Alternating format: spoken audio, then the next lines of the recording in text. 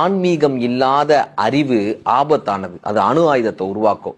அறிவு இல்லாத ஆன்மீகம் மூட நம்பிக்கைகளை உருவாக்கும். நரிமுகத்துல முடிச்சா நல்லது, கழுதையை பார்த்தா நல்லது, 108 தேங்காயை உடைச்சா நல்லதுன்னு மூட நம்பிக்கைகளை உருவாக்கி கொண்டே இருக்கும். ஜிஎஃப் ஸ்கின்னர்ன்றவரு புறாக்களை வச்சு ஒரு ஆராய்ச்சி பண்றாரு. தானியங்கள் வழங்கும் போது புறாக்கள் தலையாட்டி கொண்டே இருக்கு. என்ன புறாக்கள் நம்புச்சா தலையாட்டினால் நமக்கு தானியம் கிடைக்கும்னு புறாக்கள் முதற்கொண்டு அதற்கு மூட நம்பிக்கை இருக்குன்னு ஜிஎஃப் ஸ்கின்னர் சொல்றாரு. சார், மகாத்மா காந்தி கோவப்பட்ட இடம் இருக்குங்க. உங்களுடைய பாதங்களை கழுவி அந்த தண்ணீரை என் மகன் உயிருக்கு போராடி கொண்டிருக்கிறான், அவனுக்கு கொடுத்தால் அவன் குணமடைவான்னு பார்க்க வந்த ஒருத்தர் சொல்றாரு. மகாத்மா காந்தி அவரை கண்டித்து அனுப்புகிறார். ஒருத்தன் போய் ஜோசியர்கிட்ட கேட்டிருக்கான், எனக்கு குழந்தையே இல்ல, என்ன பண்றதுன்னு கேட்டான். ஜோசியர் சொன்னாரு, ராமேஸ்வரத்துல போய் அந்த புனித தண்ணியில நீராடிட்டேன்னா கண்டிப்பான முறையில எல்லா தோஷமும் நீங்க உனக்கு குழந்தை பிறக்குனார். அவன் சொன்னா, எங்க ஊரே ராமேஸ்வரம் தான், 20 வருஷமா நான் அந்த நீர்ல தான் நீராடிட்டு இருக்கேன், ஒரு தோஷமும் போலப்பா அப்படின்னா.